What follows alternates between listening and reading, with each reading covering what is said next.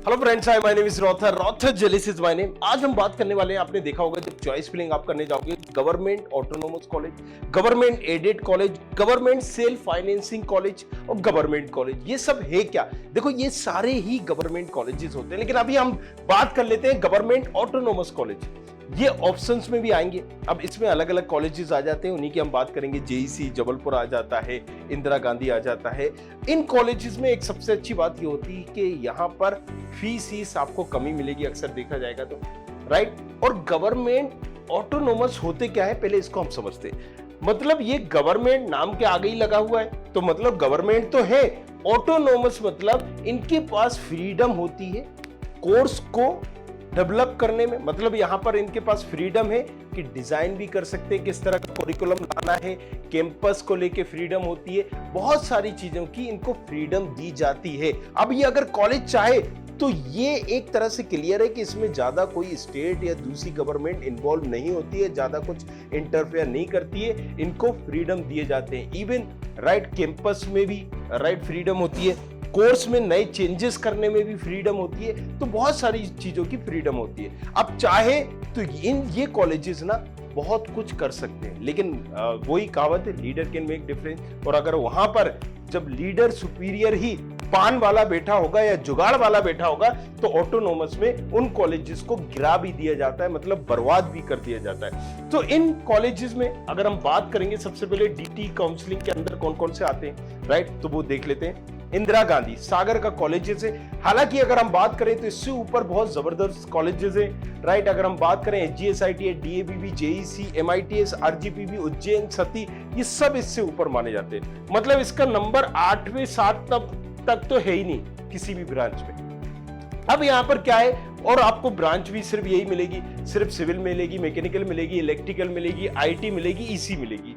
ये ब्रांचेस आपको यहां पर मिलेगी, सिविल मिलेगी, इलेक्ट्रिकल मिलेगी और ईसी मिलेगी, आईटी मिलेगी, मैकेनिकल मिलेगी। सबकी 60-60 सीटें हैं, राइट, इस कॉलेजेस में।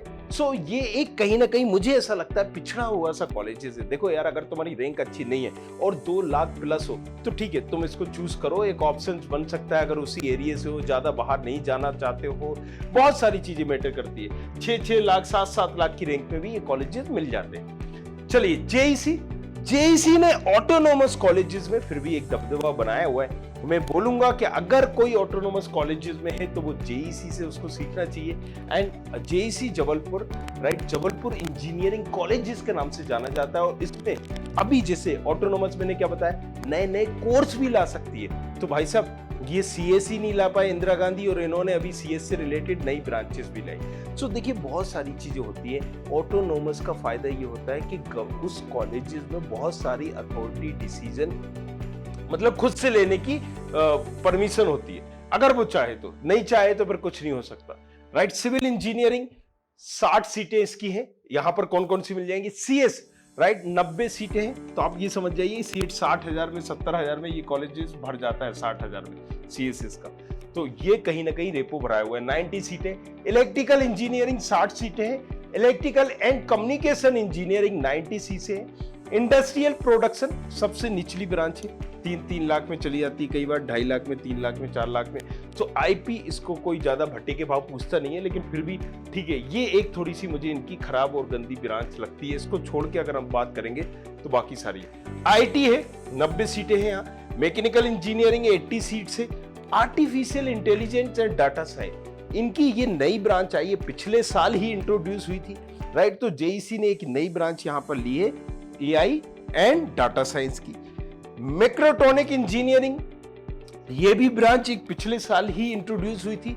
तो यहां पर अब आप देखिए कि ये सारी ब्रांचेस यहां पर हो गई हैं। कितनी? 1 2 3 4 5 6 7 8 9 ब्रांचेस हो गई है। पहले यहां पर 7 थी, लेकिन अब 2 और इंट्रोड्यूस हो गई है।